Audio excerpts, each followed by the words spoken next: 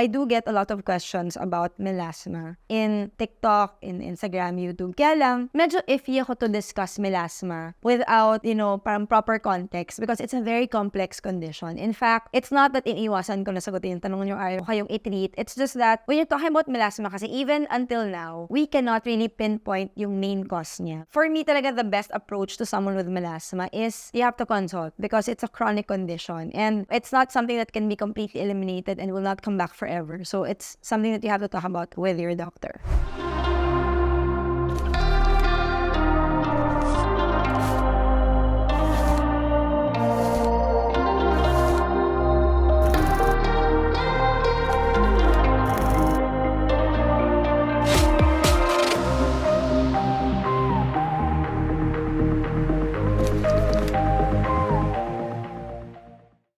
Hi everyone! Welcome back to my YouTube channel. For this episode of Derm Talk, medyo we will be a little less formal kasi I want to take this opportunity to invite you guys to join my IG broadcast channel. Kaka-start pa lang namin ito. Bagong-bago pa. I'm still getting the hang of it. Kaya ang dami ko pong mga boo-boos. Pagpasensyahan nyo na. But what my goal for starting this broadcast channel is to build and strengthen our community. And this is also where I plan to get a lot of ideas for my content. Kung ano yung mga gusto nyong malaman. Kung yung mga pinagsasabi ko ba ay nag-resonate sa inyo. So yung first ko na ginawa is to ask you guys which among 3 major topics is of interest to you. And karamihan ng mga nag-vote doon are interested in knowing how to properly apply skincare products and ingredients. Kaya yun yung i-focus natin sa video natin na ito. Pero dun sa mga hindi pa nakakasali ng broadcast channel, I really encourage and invite you to be part of our fun community. Kasi hindi lang naman to guys just about that. It's also getting to know each other. It's also your opportunity to, I guess, get to know a little bit more about me.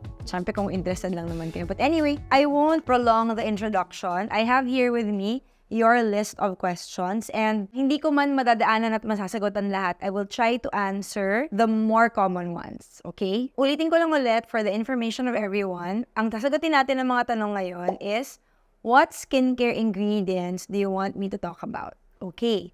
So, thank you to sa mga nagpadala ng questions. I will start with this question. How do chemical exfoliants work? So, napaka-importante nito because as a dermatologist, I like giving exfoliants. Parang to make it simple, how they work is that they slough off or tinatanggal nila yung top layer of your skin to reveal new ones. So, di ba sinasabi natin as we get older, our skin becomes less efficient and less effective in renewing itself. So, pag hindi siya properly nakapag-exfoliate, nagiging dull and nagiging lackluster yung skin natin, making it look tired, old, etc. And when you apply exfoliants on your skin, examples would be your glycolic acid, salicylic acid, they will remove the top layer of the skin, forcing your skin to reveal new ones. So, yung mga palaging gumagamit na exfoliants, mapapansin nyo, medyo glowing yung skin nila, parang palaging bago. And other than that, our exfoliants can also be used to address other skin issues like acne and oily skin, for example. Salicylic acid is one very popular ingredient exfoliant for that.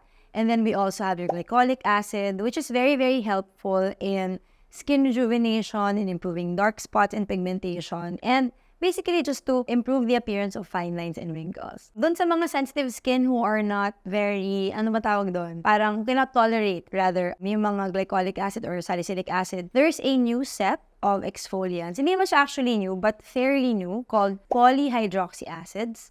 So, medyo kamag-anak siya ng mga alpha-hydroxy acids, but they have bigger molecular sizes and they don't easily penetrate the skin. So, mas bagay ito dun sa mga may sensitive skin, like yung mga lactobionic acid, gluconolactone, etc. Sana nasagot ko yung tanong mo. Next question. Let's talk about retinoids. Madami na akong content about retinoids, but I can understand that a lot of you are still kind of like, unsure about what they are, what they do. So, retinoids are parang a class of vitamin A ingredients, and marami sila. There's retinoic acid or tretinoin, which is like the mother of all retinoids, and it can do everything, anti-pigment, anti-aging, anti-acne. Kaya lang, irritating siya. Yung mga hindi nakaka-tolerate ng tretinoin or retinoic acid, they can opt for the milder forms like retinaldehyde, retinol, or adapalene. Just to give you like maybe a more visual explanation. So I think about your tretinoin as your mother. Tapos yung mga anak niya, yung mga iba. So, yung tretinoin kasi, or retinoic acid, pag nilagay mo siya sa balat mo, it works right away. That's why it's irritating. Some people cannot tolerate it. Other ingredients, like retinaldehyde, for example, or retinol, they have to convert pa to tretinoin when you apply them on your skin. That's why it's less irritating and it's better tolerated by individuals who are sensitive. For example, ako, I cannot tolerate tretinoin. I'm either using retinaldehyde or retinol, which has to be less than 5%. So, iba-iba tayo ng level of tolerance. But it's good to have retinoids in your skincare routine kasi nga marami siyang nagagawa. And until now, it's still the gold standard for anti-aging. How to apply it? We normally recommend that you apply it at night. Hindi naman sa bawal siya in the morning. It won't make your skin sensitive to the sun, contrary dun sa mga pwedeng nababasa or narinig online. The reason why we recommend retinoids at night is because it gets deactivated when you expose it or when it gets exposed to UV radiation or the sun. So, kung balak mo man gumamit ng retinol or any retinoid in the morning, just make sure that you apply sunscreen. Ano yung difference ng retinol and adapalene? If you look at the mechanism of action, retinol is more really an anti-aging ingredient. Pwede din siya for those who are acne prone. But if you have acne, between the two, I would prefer adapalene. Adapalene is also less irritating than tretinoin. Meron din siyang konting anti-aging pang mechanism, but it's really more for acne. What can you combine it with? Retinoids can be combined naman with most ingredients. We just don't like to combine it with benzoyl peroxide, specifically yung retinoic acid or tretinoin, because the benzoyl peroxide can cancel the effects of your tretinoin or retinoic acid. But pwede mo siya combine with adapalene and other retinoids. Best skincare ingredients for oily skin. So ito, actually, I would like to take this opportunity also to invite you to watch my old video on ingredients for oily skin. But just to give you an idea, we have salicylic acid, which is an exfoliant that is oil-loving. So pag nilagay mo yung salicylic acid sa face mo, either in toner form or cream form, it goes into your pores and, empties it and dries up yung mga oil, etc. So it's beneficial for those with oily and acne-prone skin. Another ingredient, of course, is benzoyl peroxide. I would like to invite you to watch my YouTube video on this kasi I really did a comprehensive explanation on ingredients for oily skin and what they do. Someone asked about encapsulated retinol. So, when you say encapsulated kasi, di ba yung skin natin, it has a lipid barrier. Whatever you apply on your skin usually just stays on top. That's a characteristic of our skin to protect it from external aggressors, etc. But meron kasing vehicle to make your products get absorbed in the skin. And usually, it's via encapsulation. Nilagay siya sa lipophilic or fat-loving na lalagyan para pag dumaan siya sa skin mo, papasok siya. Para siyang may gate pass, parang ganun. Another thing about encapsulation is that it also allows the product to release ingredients slowly. Parang, pag bisa mo encapsulated retinol, minsan parang hindi niya bigla-biglang nire-release lahat. So, it allows your skin to adjust. So, it depends. Marami mga klase na encapsulation, but basically, that's the idea. Ito, merong isang ingredient dito, is Centella Asiatica extract. So, I want to talk about this because a lot of products now in the market contain this particular ingredient. And meron tong kwento eh. Yung Centella Asiatica kasi it's also known as Cica. It's derived from a plant na sinasabi nila na na-discover to kasi in that area, parang meron daw wounded tiger. Umikot-ikot siya dun sa area na may plant na to. After that, gumaling siya. So, basically, Centella Asiatica is an ingredient that has anti-inflammatory properties, that has soothing properties, and it has also barrier repair properties. So, normally, when I give this ingredient to my patients, it is those who have sensitive, red skin, inflamed skin, and dun sa mga gumagamit ng products na drying or potentially irritating to counteract. It's a really good product to apply. I use moisturizer with Centella Asiatica. Meron ditong tanong, and I wanna address this because I do get a lot of questions about melasma in TikTok, in Instagram, YouTube. Kaya lang, medyo iffy ako to discuss melasma without, parang proper context because it's a very complex condition. In fact, it's not that iniiwasan ko na sagutin yung tanong nyo ayaw kayong i-treat. It's just that when you're talking about melasma kasi even until now, we cannot really pinpoint yung main cause niya because it's really due to a complex of conditions and exposures. Just to give you a brief explanation, it's more common in women and usually it is due to exposure to UV radiation. Pero meron din component yung damage sa basement membrane, meron din component yung hormones, meron din component yung ina-apply mo sa skin mo. So, for me talaga, the best approach to someone with melasma is to consult. Because what we usually do is we determine the type of melasma you have, if it's epidermal, mixed or dermal, and the location, kung forehead, nose, malar area, etc. And we also, of course, ask about your lifestyle, your history, etc. And that's how we will tailor yung treatment for you. So,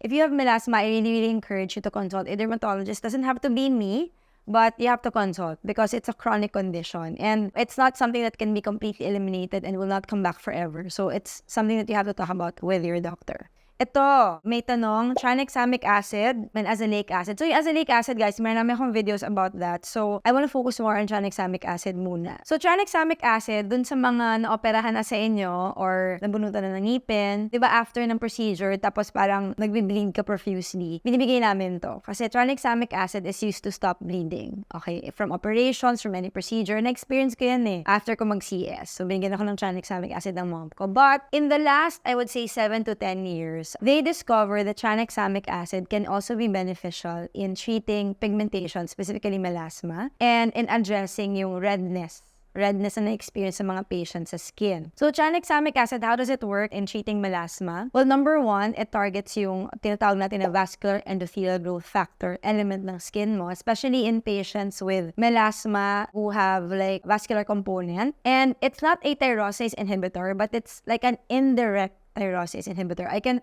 probably go about it in a more detailed explanation in maybe one pillar short or something. But kami, as dermatologists, we actually prefer giving it via the oral route for melasma. But for those who cannot tolerate it, meron din mga in-offer na treatments like intradermal injection of tranexamic acid or topical. But in my experience talaga, the oral form pa rin is most effective. But it's not something that we can discuss here because we do ask a few questions before we can give it to you.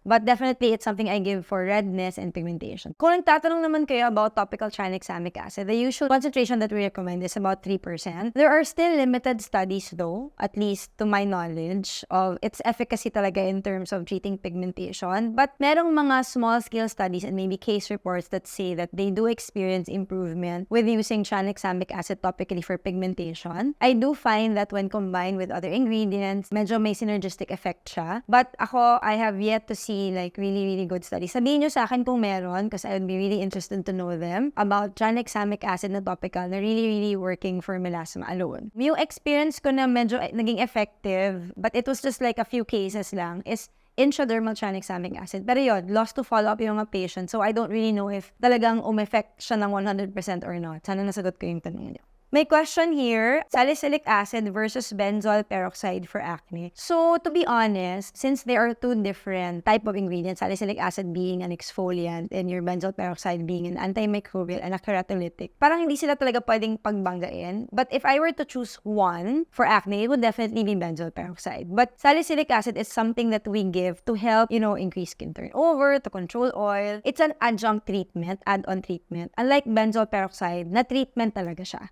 So benzoyl peroxide is something that we routinely give to patients with mild to moderate acne versus salicylic acid na parang hindi siya must-have but nice to have. So hindi mo siya pwede talagang i-compare but if I were to choose one, definitely benzoyl peroxide. And since we are on the subject of benzoyl peroxide kasi marami siyang other uses. Hindi lang namin siya ginagamit for acne. In fact, I think nung summer, sobrang daming nag-ask sa akin about body odor. What can we do to control body odor? So, body odor kasi is a product of sweat plus bacteria. And usually common siya in mga areas na yung sweat glands natin apocrine. So, we have two major types of sweat glands. We have the eccrine and the apocrine glands. So, yung apocrine glands, yun yung nagpo-produce ng sweat that is milky, proteinaceous. Hindi siya clear na parang colorless na liquid. And usually, yung areas na may apocrine glands are the underarms, yung singit, ganyan. And when your sweat glands in these areas produce that milky, proteinaceous substance, when the substance gets in contact with bacteria, yung bacteria parang pinaprocess niya, parang food niya yan or basta minimetabolize niya, and that produces the odor. How to control body odor is number 1, to control sweat, and number 2, to control bacteria. So you control your sweat with your antiperspirants, aluminum chloride, etc. And one way to control the bacterial load is by using antimicrobial ingredients. And one of the more popular ones it's benzoyl peroxide. So benzoyl peroxide comes in different forms. So for body odor, back acne, yung smell sa singit, meron kayong mabibili ng benzoyl peroxide 4% or 10% wash. So yun yung normally na pwede natin gawin for those who are experiencing body odor, especially during the hot months. You can wash your underarms with 4% benzoyl peroxide wash, or doon naman sa may mga parang back acne, etc., you can even buy the 10% benzoyl peroxide wash. So, the advice is to leave it on the area for about 1 to 2 minutes maximum. Syempre, ayaw natin masyadong iwanan yung mga cleansers on the skin because they have surfactants. So, ayaw naman natin na ma-strip yung mga fatty acids natin from the skin. So, yun. Benzoyl peroxide is very, very versatile. Pwede siya for acne, pwede siya for body odor, pwede siya for back acne. Pwede din nga siya dun sa smelly feet. Kasi, di ba, yung sweat sa feet produces also that smell. So, you can also use benzoyl peroxide wash for that. I'm gonna go through a few questions in this na mga short answers lang. So, ito, ingredients that should be avoided by patients with psoriasis. Well, actually, when you have psoriasis, it doesn't mean naman that maraming kang kailangan i-avoid na ingredients. Pero when you have psoriasis, kasi meron tayong tinatawag na Koebner phenomenon. So, the Koebner phenomenon is when your skin gets injured, it can become a psoriatic lesion. Kasi the pathophysiology of psoriasis is, kumbaga, imagine your skin as a factory of skin cells. So, normally, yung factory ng skin cells natin that produces normal skin, sabihin na natin, it creates new skin every 28 days, diba? So, it creates good quality, nice skin, but it takes 28 days. When you have psoriasis, yung factory natin, nagmamadali siya. So, kung isipin mo kung factory ka na nagmamadali ka na dapat 28 days, minadali mo 10 days, yung quality ng skin na mapaproduce mo pangit. Parang ganun yung psoriasis. It makes skin sobrang mabilisan, patong-patong, kaya scaly siya, and ganun yung itsura niya. So, when you injure the skin, sometimes, and you have psoriasis, it can lead to that kind of parang process. So, if you have psoriasis,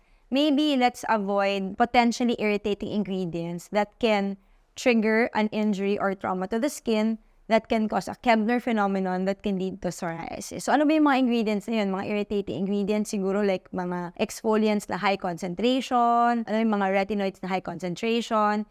And when you have psoriasis, I think you should have like a constant dialogue with your dermatologist kasi mas naiintindihan niya yung skin mo and he or she can recommend the right products for you. But kung ano yung bawal, wala naman talagang bawal. Kailangan mo lang i-consider yung skin quality and skin characteristic ng meron psoriasis. Okay. O ito, question ni Tony. Hi, Tony. Lactic acid plus urea lotion. So, lactic acid is a type of alpha-hydroxy acid. If I'm not mistaken, it is sourced from sour milk. So, usually yung lactic acid, apart from it being an exfoliant, it's also a moisturizer. So, binibigay namin siya dun sa mga patients with sensitive skin who want like exfoliation but cannot tolerate glycolic acid, for example, yung mga ganyan. Urea lotion, depending on its concentration, can be a humectant, meaning one that draws moisture to the skin, or a keratolytic. So in higher concentrations, if I'm not mistaken, mga 20% up, it acts as a keratolytic, and less than that, it acts as a humectant. So, itong combination ingredients na binigay mo is very good for keratosis pilaris. So, merong time na ang dami nagtanong sa akin about keratosis pilaris. So, these are the conditions usually found on the outer upper arms and thighs, sometimes dito, wherein parang yung pagtubo ng skin mo pa ganon. So, parang may spine siya na pag hinawakan mo parang rough siya. So, it is said that this is sort of related to atopic dermatitis and is found in individuals with sensitive skin. Usually, nag-appear siya when you're a little bit older, in your teens, and then, even without doing anything, it supposedly resolves when you reach your mga late 40s. But if you want to address it, or if you want to address your skin lesions sa keratosis pilaris, lactic acid and urea is a good combination of treatments to apply on those lesions. So, thank you for that question. Ito kailangan kong i-research, pero sa ngayon, ang sagot ko dito wala. Ang tanong is, ingredients that may cause thyroid problems, are there any? So, the reason why I'm saying na parang for me wala is because most skincare products kasi don't really go into your bloodstream. Like I said, our skin is a very, very good barrier that whatever you apply on it usually just stays there.